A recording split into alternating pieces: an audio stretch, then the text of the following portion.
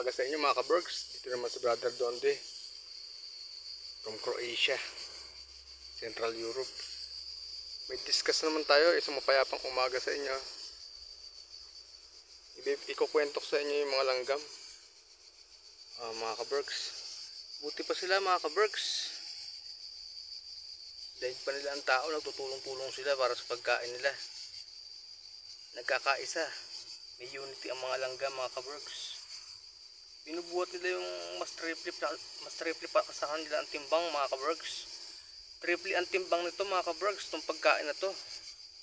Kung tutuusin, ayan mga ka-Berks. Pero nagtutulong-tulong sila para sa isang layunin mga ka-Berks. Di tulad ng mga tao, lagi sila nag-aaway para sa kapirasong tinapay. Hanggang dito na lang mga ka-Berks. Sana may aral kayo natutunan. Hanggang sa muli. Brother Dondi, yung FW Diaries. Thank you.